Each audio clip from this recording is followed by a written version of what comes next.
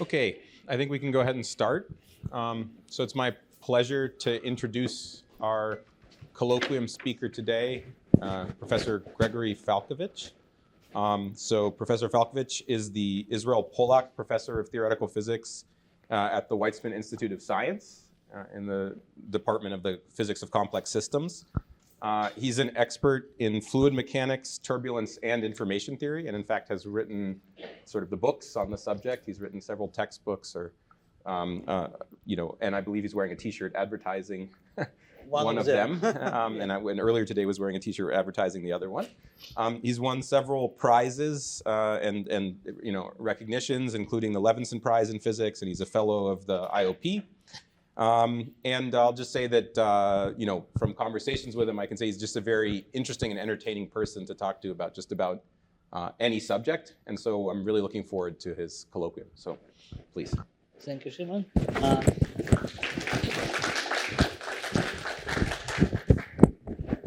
You hear me? Yes? Yes, okay, good. So I'm very happy to be here, and I'm glad, and thank you for inviting me. I've been, many years ago, I've given colloquium here, and it was Why Wind Blows. So in a sense, I'm just kind of continuing where I stopped. So now I'll tell you what happens when wind blows, because the previous colloquium was Why Wind Blows.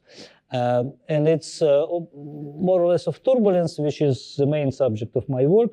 And another connection to Berkeley is that it's mostly done with Vlad Rosenhaus, who is your former PhD student, and some people may still remember him here. And another is Natalia Vladimirova from presently at Johns Hopkins. So what it's all about? Turbulence means many things for different people. The origin of it is a Latin for crowd. And initially, turbulence was a very chaotic, dangerous to an extent, motion of a big groups of people. And its physical application goes probably back to Leonardo da Vinci, who started to describe turbulence in the water, and now for many people it's associated with vertical chaotic motion of the water. But I would like to look at it as a physicist, and again it's a matter of definition. So I define turbulence as a state of a system with many degrees of freedom, far deviated from thermal equilibrium. So if you think that you have thermal equilibrium, which is kind of equipartition of whatever it is, integrals of motion are there, you can imagine one simple way. There are many ways to make system non-equilibrium, and of course it's all will be about universality, which means that we need to specify in which set of phenomena will be looking universality, namely independence, on the way of system built, excited, dissipated. So we consider a particular class of non-equilibrium, which is essentially turbulence, is it when you excite waves or vortices or particles very far in momentum or in spectral space from where you dissipate them. In a sense that if you imagine that you're driving your car, what it does, it leaves behind more or less big vortices of the size of the car, and then instability of these vortices and nonlinear interaction lead to redistributing this energy that you put into air into finer and finer vortices, but also to a larger and larger vortices. And so this is how many degrees of freedom are getting deviated, that the real dissipation in the air is about millimeter scale. For example, if you look at a cloud, its a typical scale is a kilometer, few kilometers, and its dissipation scale is 1/10 of a millimeter. That's more or less an interval of scales in which you have a wide spectra excited. And you would like to describe the spectra. I'm afraid it's a little bit noisy. You want to describe this spectra, and the first idea which comes to you, and it's already 100 years that this idea with us, is the idea of a cascade. So you say, okay, look, if I put my energy over here only it acts externally. My car just can only excite these big vortices. Then what happens is essentially energy conserving all the way until it gets to very small scales. So you think about this idea that these big vortices give energy to smaller vortices, they give to smaller vortices, they give to smaller vortices, etc. And then eventually you dissipate, and that's what gives you the idea. And it's very different from the way that we usually define equilibrium distribution. For equilibrium distribution, we usually say that we are looking for the extremum of entropy, namely we are maximizing our uncertainty about the system unto what is certain, namely given integrals of motion. And then you get a Gibbs state, and it's something which, I mean, it could be complicated Hamiltonian, but whatever is the state of a system, its probability is just exponent of this Hamiltonian. For snobs in turbulence theory, it's like ends here. Okay, the rest are technical difficulties, how actually to compute correlation function if you have probability. Because in turbulence, or in any really non-equilibrium system, we don't even have this. Namely, we have no idea. What we know for sure, and this is really important, and not many people even turbulence appreciate, that if you're given a state of a system, for example, I'll show you a view of the sea, for example. So this is a turbulent system. Again, it's continuing what wind blows. When wind blows long enough, it starts exciting many, many waves. Usually wind excites waves more or less in the decimeter size diapason, and then it starts redistributing this energy interaction between longer and shorter waves.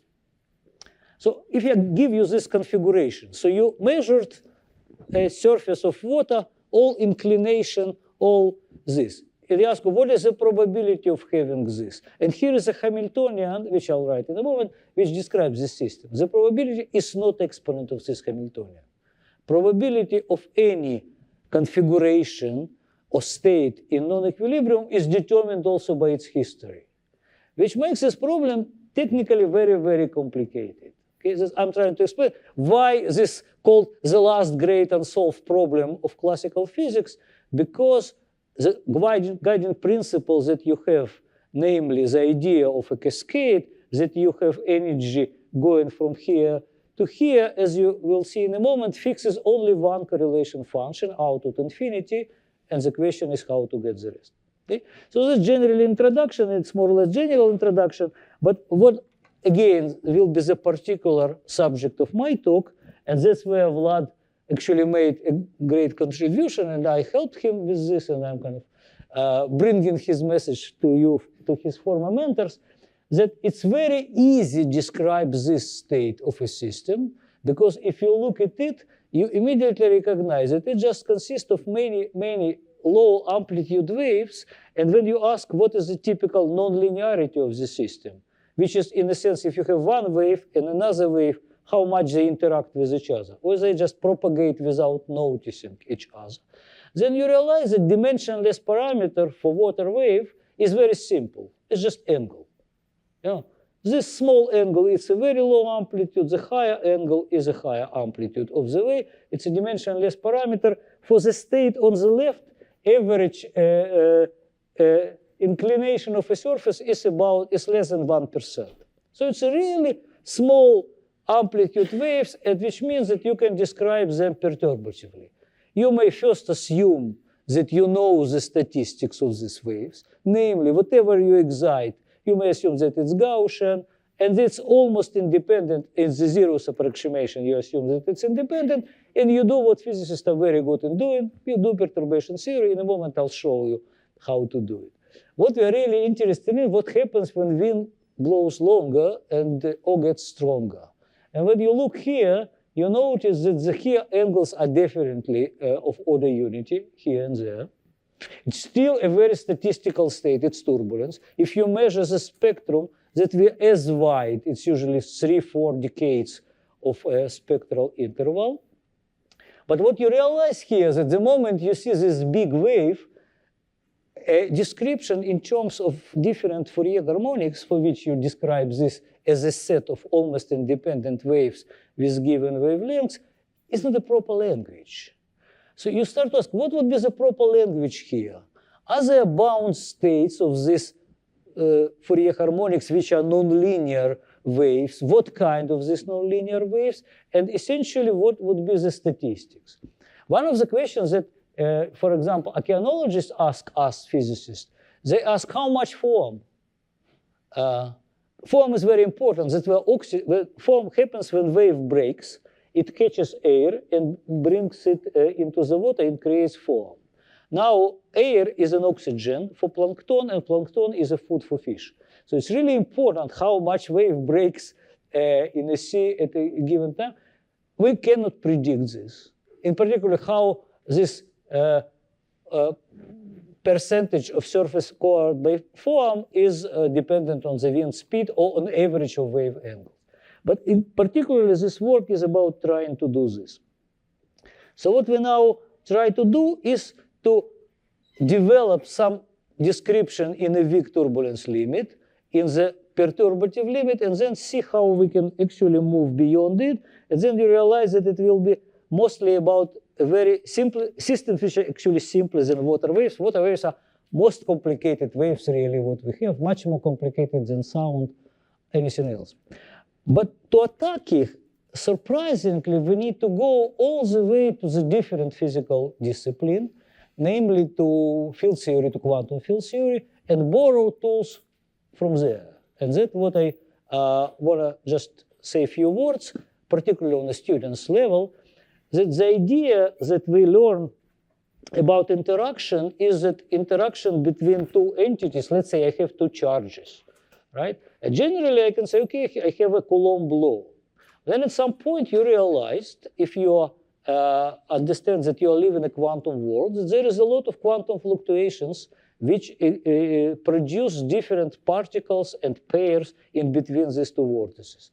Or in a critical state of phase transition, and you consider any interaction, you also realize that you have many particles or quasi-particles of different scales. And for turbulence, we definitely know that we are in a state where we have many particles or waves existing.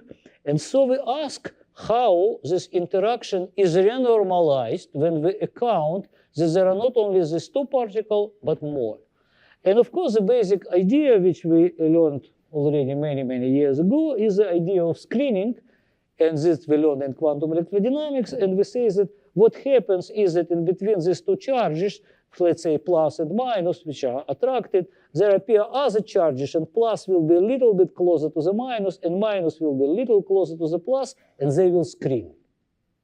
And screening would decrease the magnitude of interaction. This is a very basic, simple mechanism, which we find over and over and over in many different things, that basically, if you start to accounting for multi-particle, multi-mode effects, it suppresses your interaction. Okay? That's essentially kind of mid-last century. And there is also a way to describe it, which I probably would skip.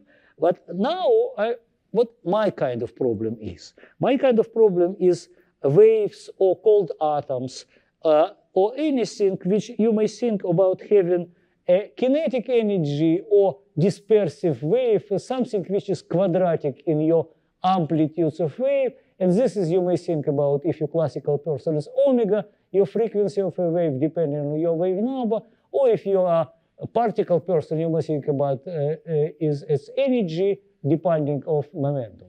And it's interaction.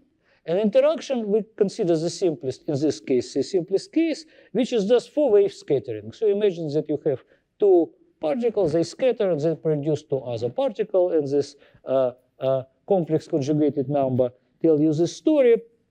You write dynamical equation, it's a nonlinear equation. This gives you a linear term, which is a propagation of wave described by its frequency, and then you have a nonlinear interaction. So essentially, now the questions that people ask in critical phenomena always tell this in terms of renormalizing coefficient of Hamiltonian. But really what they're telling about renormalization of a probability distribution.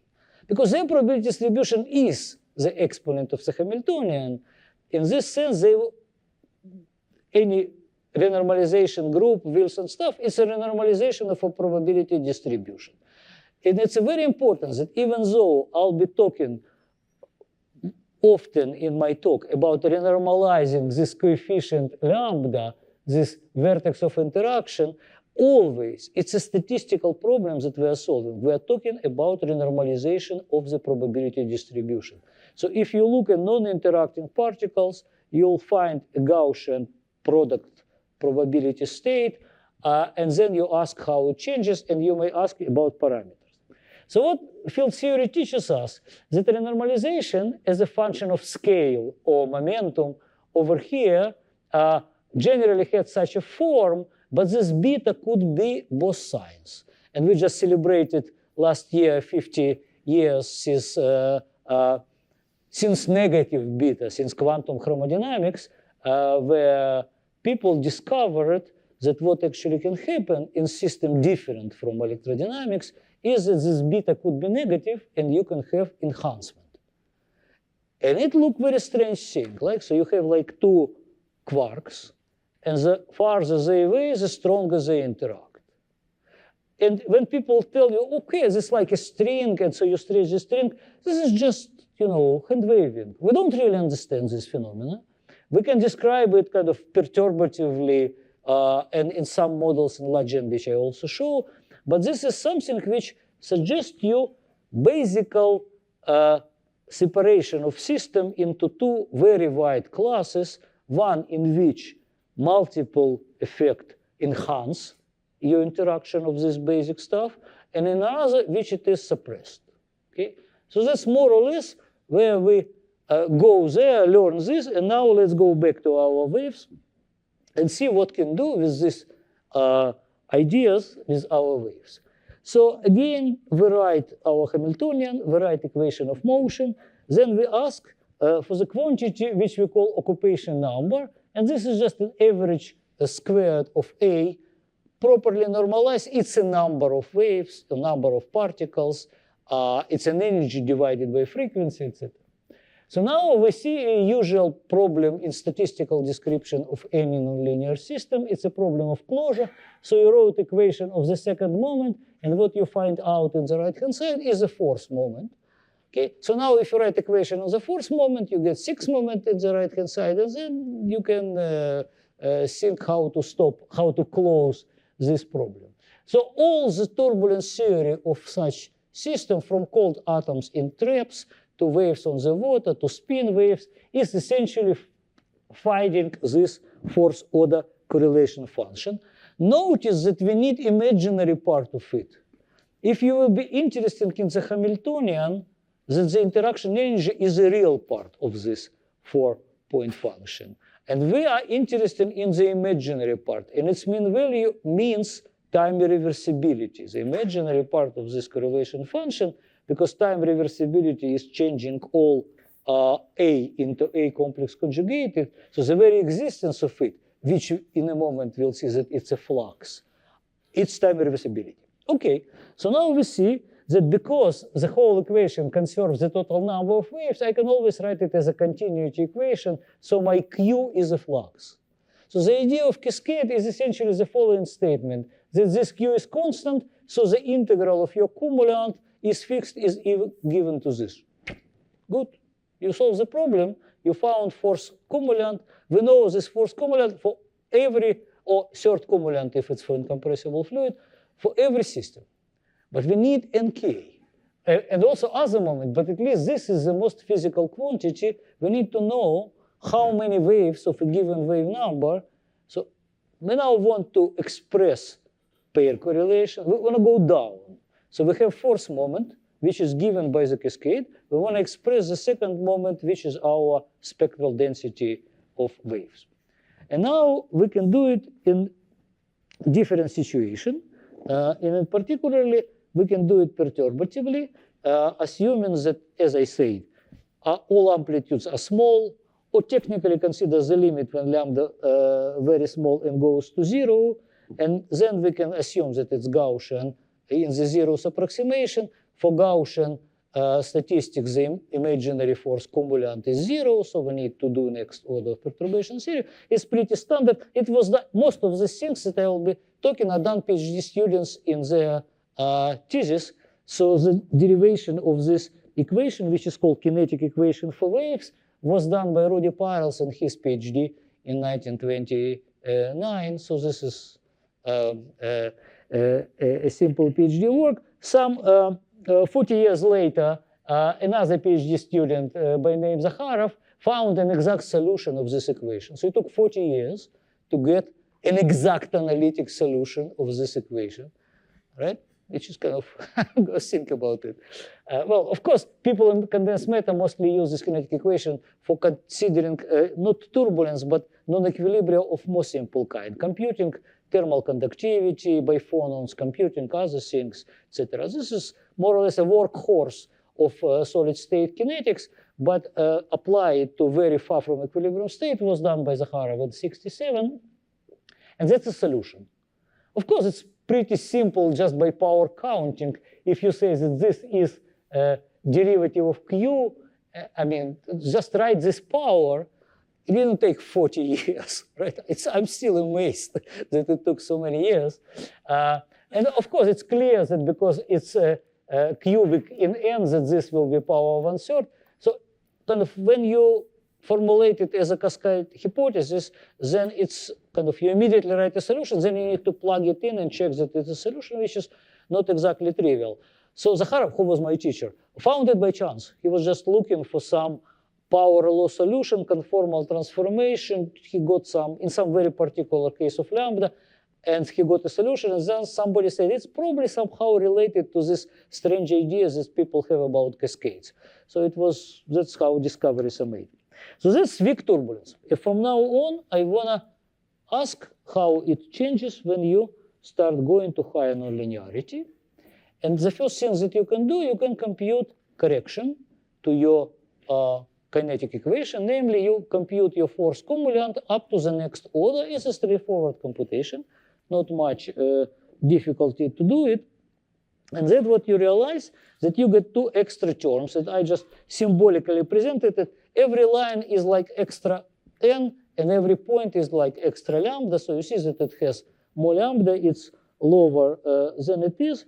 What is now, you immediately ask whether it enhances or suppresses. It's precisely the same questions that people were asking back at 70s, where they did their noble work about thermodynamics. Now you realize that, of course, as in any first-order perturbation theory, there is this denominator made out of omegas over here, you see?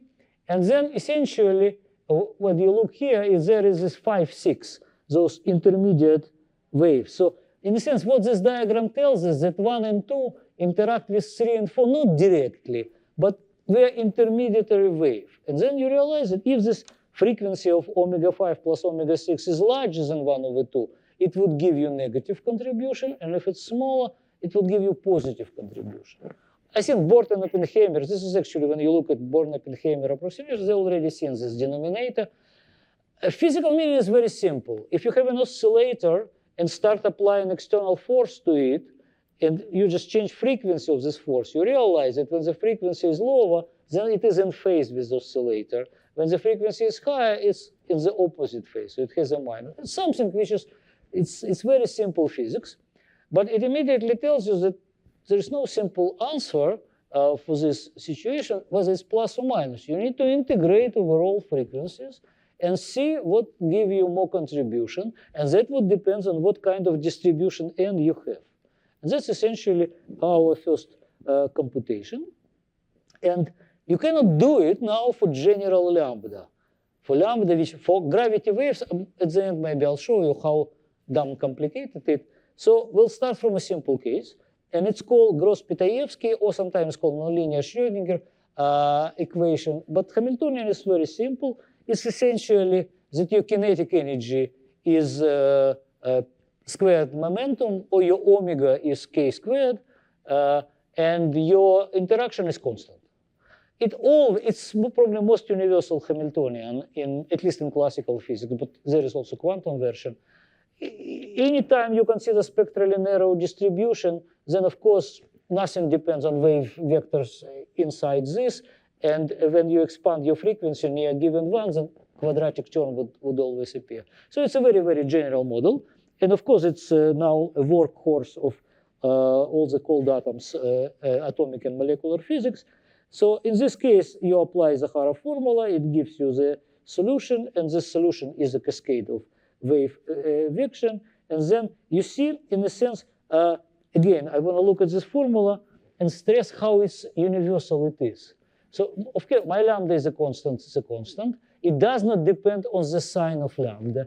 If I look here, lambda positive means repulsion of particle. Lambda negative means attraction. And people in cold atom change sign of lambda, just changing, for example, magnetic field. It's something which is very, very tunable. Your weak turbulence does not care about it. It's lambda squared. Also, so what is important? It does not care about where is your pumping, where its position. It only cares about how much you pump into the system. What is the rate of pumping? Okay, it's a very universal formula. And when I was a student and my teacher Zakharov taught me about this, we thought that the world is really beautiful and universal. And now I'm destroying it one system at a time. So that's what a good student does to the legacy of the teacher. So with Vlad, what we did, we computed this for this particular case. Again, it changes sign when frequency change. Then you need to integrate over all the things. And the answer is over here in red. It tells us the sign of a correction is minus the sign of lambda, which tells you the following thing, which is the first kind of non-trivial statement out of this science. Repulsion is suppressed, enhancement is attraction is enhanced. It's a very simple statement. It's statistical statement, namely, there are configuration of waves for which your attraction actually is suppressed and vice versa, but on overall, if you consider a statistical distribution, even, and we did computation for isotropic case, it's much more complicated to show that it's true also for non-isotropic cases, but it's true, but it's really not a proof. Mathematicians now really work on it. For mathematicians, it's a big deal because it's a new type of kinetic equation, and recently they're very much interested in kinetic equation for some reason. So now, it's also something which immediately kind of relate you to another little bit less elemental physics than resonance, is what is called Bogolyubov spectrum of what quantum people call Bogolyubov spectrum of the fluctuation of a condensate, and what classical people call Lighthill criterion of modulation on stability. And it's a relatively simple thing. Consider that you have a monochromatic wave. Okay, but this wave is of a finite amplitude. Now you consider a small modulation of this wave. Okay, so for quantum people, this wave is your condensate. It's your kind of basic frequency. And now you consider envelope of it, and you ask, if I impose a wavelength, very long wavelength on my envelope, what would be the frequency with which this thing will run over? And Bogolyubov derived this formula in 50-something, I guess. But now I wrote this formula for a general case when omega is arbitrary function of k. So what stands here is the second derivative of omega with respect to modulus of k. For the case of Schrödinger or Gross-Pitayevsky, is just a constant. But generally, it could be, for example, for gravity waves, omega is the square root of k. It's one of the things that make it so complicated. It's non-analytic. It's like a pendulum. A pendulum, period, you remember, the square root of g over length. So gravity wave on the water is actually a big pendulum made out of water. Omega scales like square root of k. And as a result of it, its second derivative is negative. So, and of course, and now when you look at this formula for Bogolyubov, of course, this was positive, and this is a nice positive term.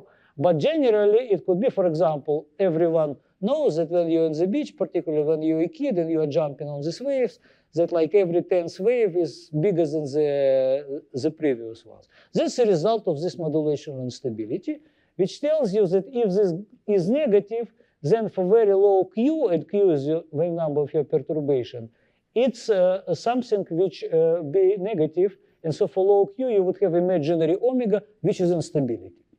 It's called modulation instability of Benjamin Fair, and this criterion, lambda omega 2 prime. So what now you realize, what we essentially shown with Vlad is this kind of criterion, which tells you that if your waves are such that the product of their interaction times the dispersion, omega 2 prime is a dispersion. The derivative of omega with respect to k is a group velocity of wave, but the second derivative is the derivative of the group velocity. And when it is non-zero, it's how waves actually separate. It's how they disperse in space. And so this is the criterion. And I like it very much because it's really surprisingly simple physics, but I mean, you must appreciate my surprise that the derivation of Boголюбов was for a single wave, for perturbation of a monochromatic wave. What we are talking is a computation with a wide turbulence spectrum. And we are asking what is the renormalization averaged over all this kind of very, very multi-mode state, very far away from equilibrium. And essentially, physics is very similar. So you need lambda omega 2 prime. What I immediately now predict from this is that if I look at the Zakharov spectrum, which is weak turbulence, which is totally independent on lambda, then when my lambda is negative, is what people in wave system call focusing case, because self-focusing of light happens because of this.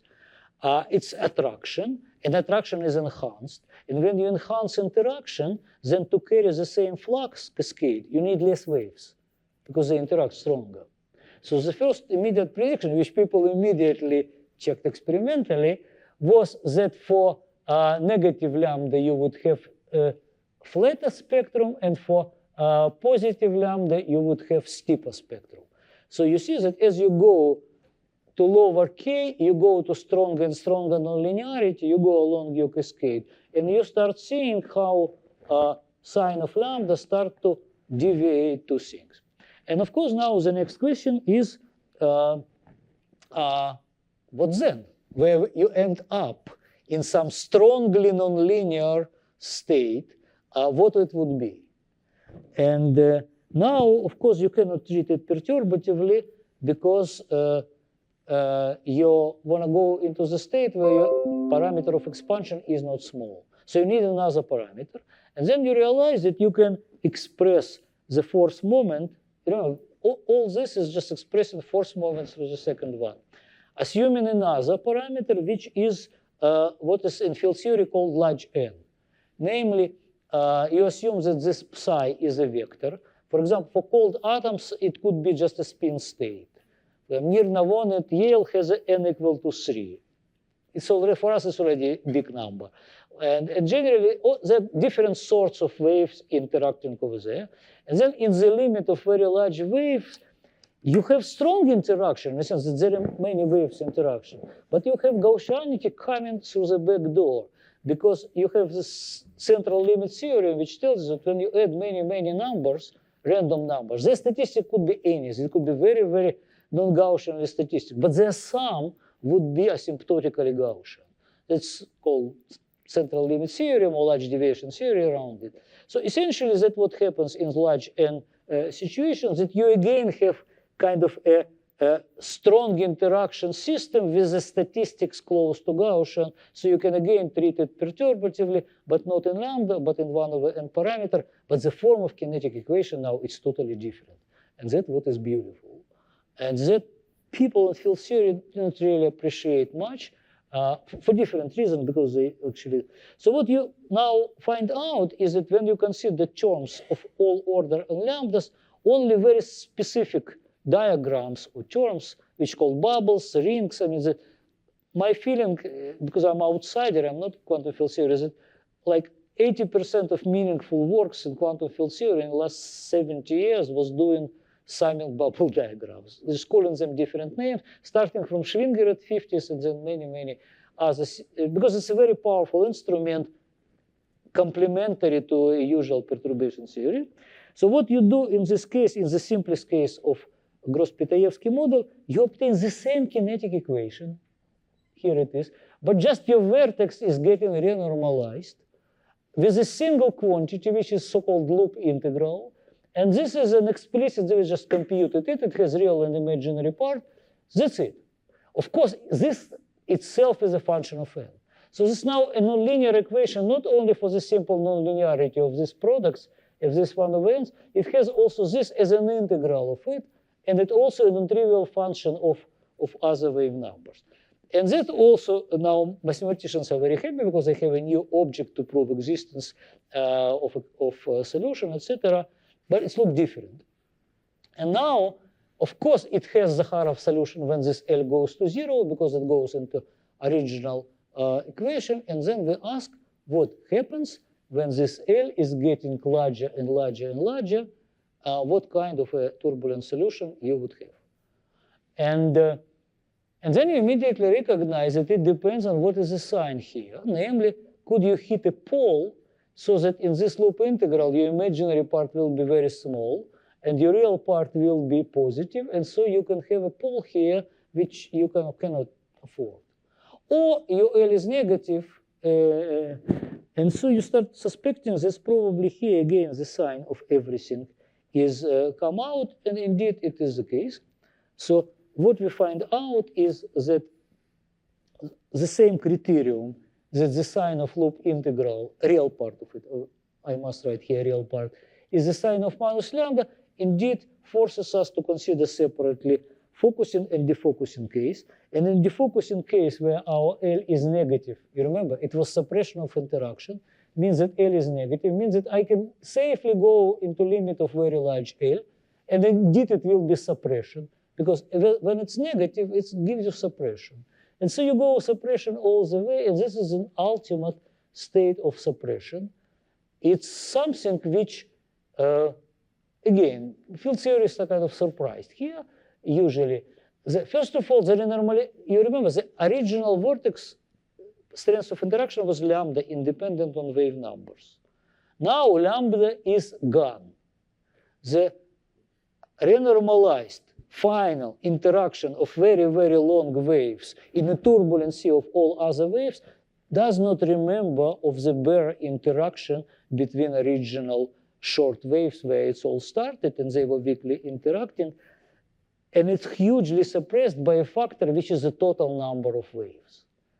Again, we're talking about repulsion, and it's proportional to its kinetic energy. This is kinetic energy of the wave. A mental picture that I have is that, again, it's a state with a stable condensate, if you wish, right? So this is where no modulation stability.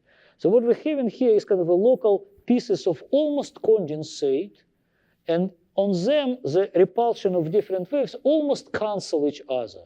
So the faster you are, the larger is your kinetic energy of a given particle, the more it can go and span and feel different fluctuations. That's why the remaining interaction is still getting stronger for faster particles. But it's all about very, very slow particles. So that's a prediction. So that will be your finite. And then you can find a spectrum, a solution which corresponds to it. So you get a renormalization of a vertex, you get a new solution. That's a prediction. In a moment, I'll show how it is confirmed. But what will be in the focusing case? Where we know that it must be suppression. If it's suppression, where is my 1 over L? Yeah, it's right here. Then means that I cannot go to the limit of, it is an enhancement. So when my L is positive and it approaches unity, I do see enhancement.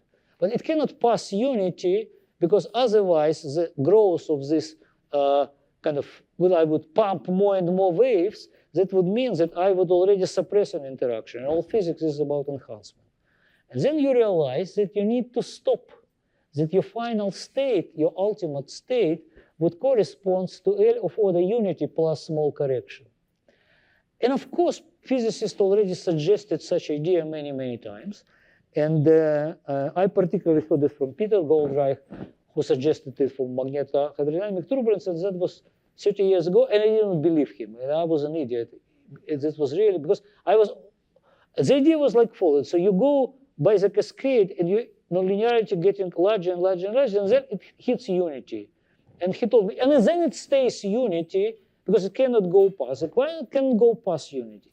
And I always ask him, show me the equation of which your spectrum is a solution. And 30 years later, I found this equation. This is the equation of which this is a solution.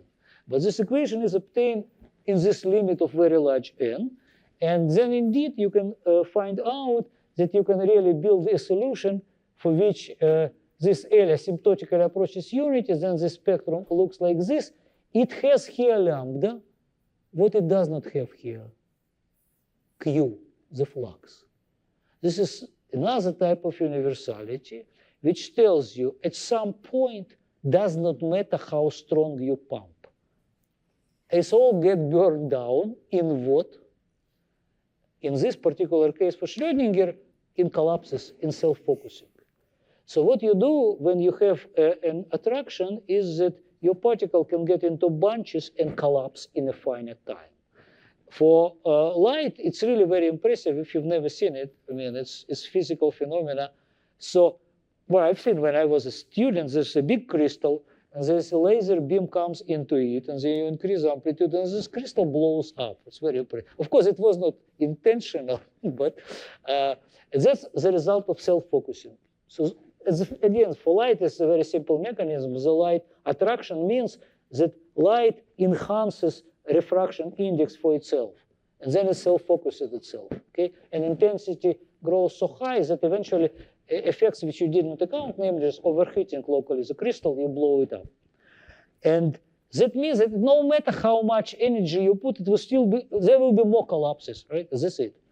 And so what we hear here is this, what's called critical balance state, appearing in all cases, in particularly in 2 dimensions. We can find a very beautiful solution for it. And that's more or less a summary for it. So how our so that was the Zakharov solution, and then we renormalize this. And when you look at how enhanced is the attraction, you find out that it's inversely proportional to the kinetic energy. And probably this is the kind of simplest moral one can get. So when you get particles which are interacting and repel each other, they create quasi-homogeneous state. And the higher your kinetic energy, the more you can kind of taste it and get feeling of repulsion.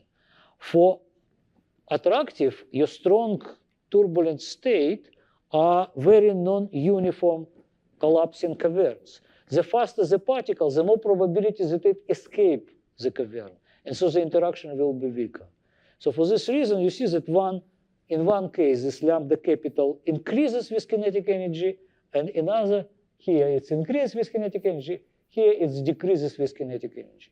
This is kind of a very, very simple message out of here. And so eventually, this is the picture. So we have this weak turbulence, and then it splits into 2.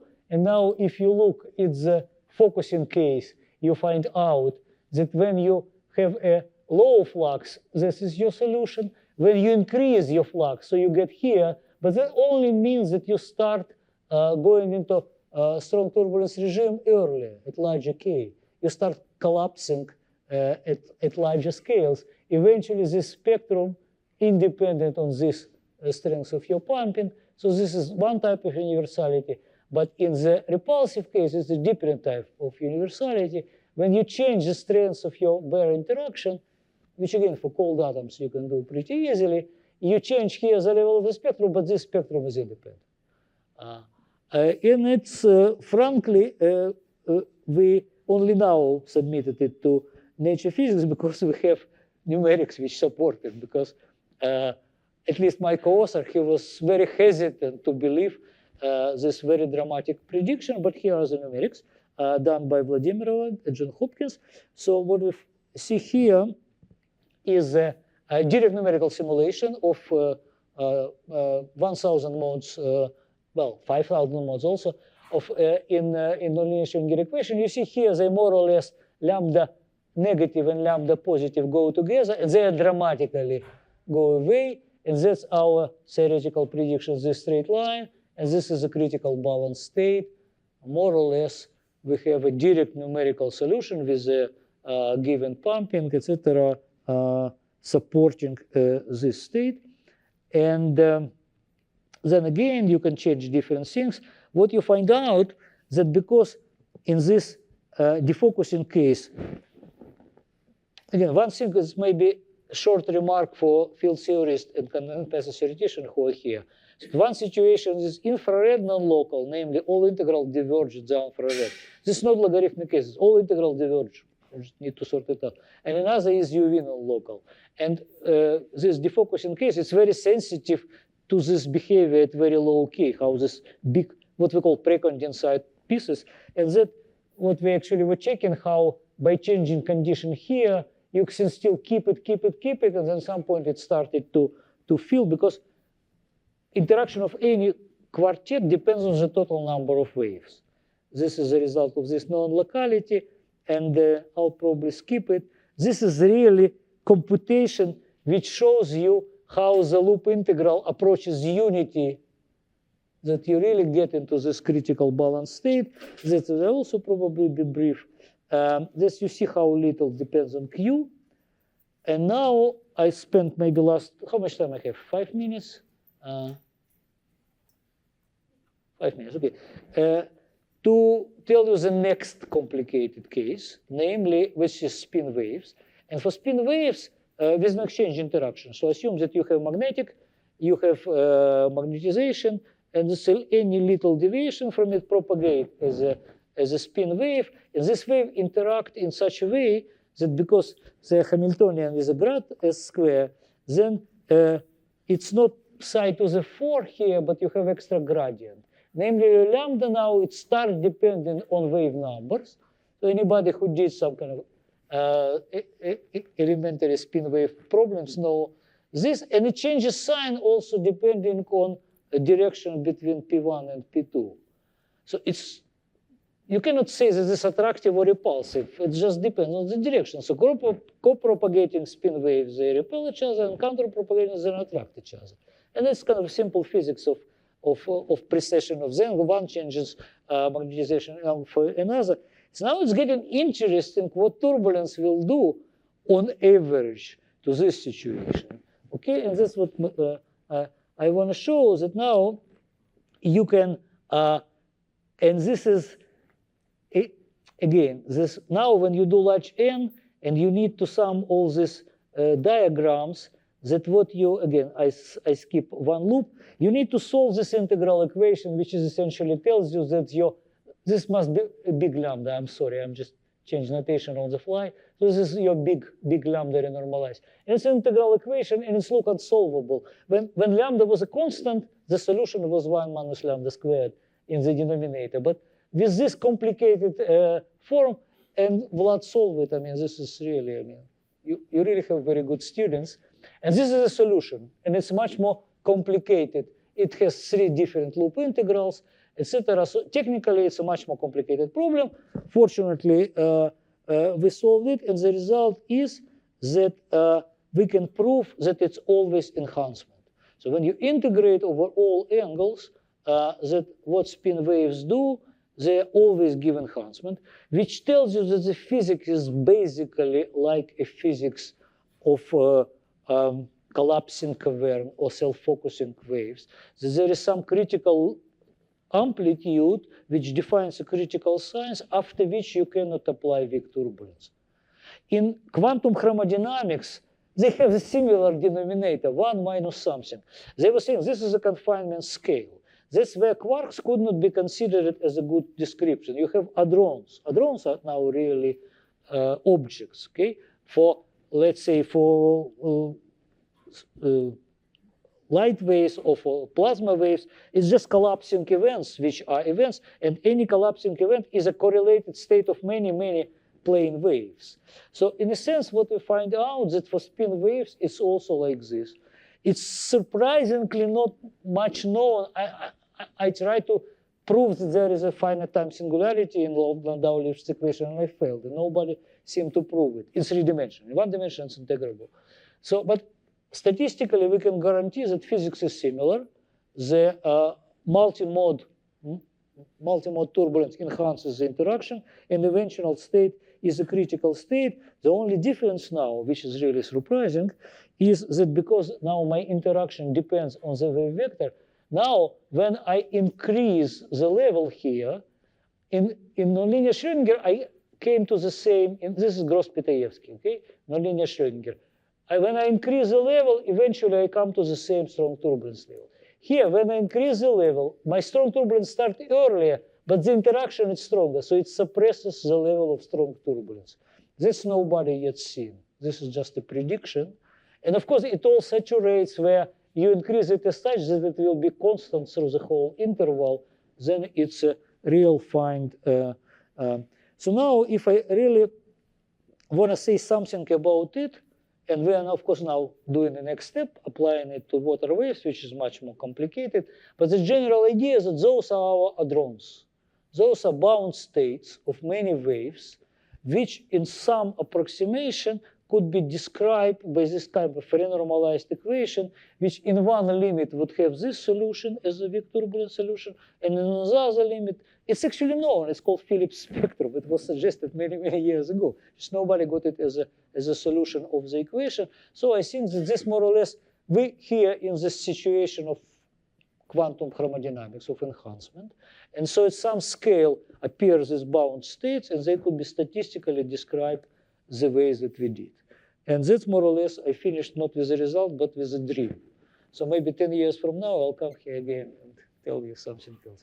Thank you very much.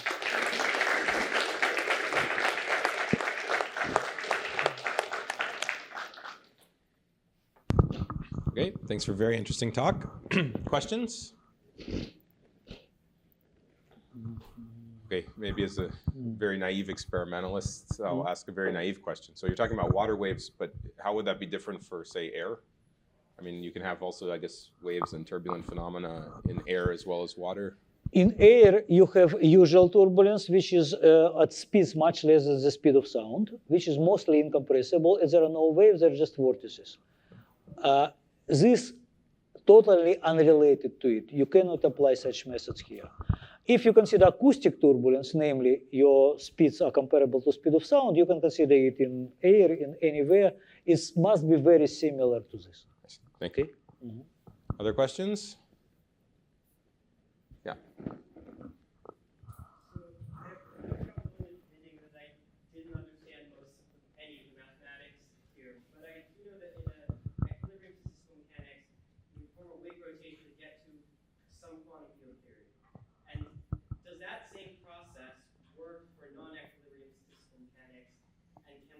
Get from turbulence to some sort of quantum field theory or something like it, and what does that look like? Turbulence is a quantum field theory, a problem of turbulence. What it means, quantum field theory? To compute any mean value, you need to sum over many, many different configurations, attaching weight to every configuration.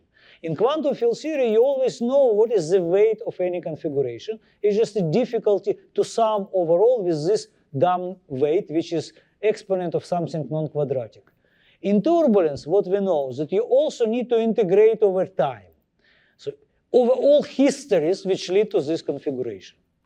So this is something which is your field theory in extra dimension vicious. Okay? That's the difference, technically.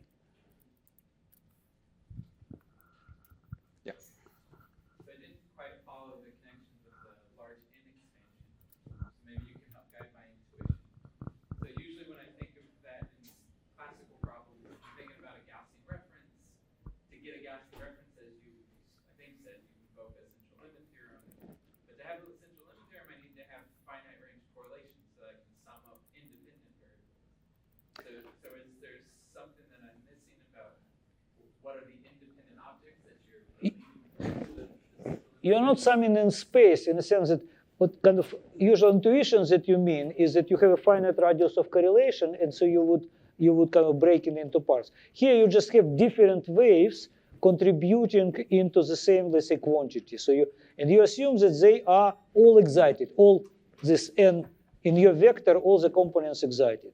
So technically what you find is just the scalar are larger than anything else. But on the other hand, whatever you compute would be sum from up to this n. And that would be a sum of these numbers. So this is a contribution in the temporal integrals of your interaction. But they do need to be uncorrelated. Yes. So that domain, Yes. before you get into large deviations, you need to make sure that that domain is large enough. Yeah. You self-consistently assume that they are uncorrelated, and then you compute diagrams, and you see that they are suppressed or enhanced by this parameter. Okay. Okay, if there's no more questions, let's thank Gregory again.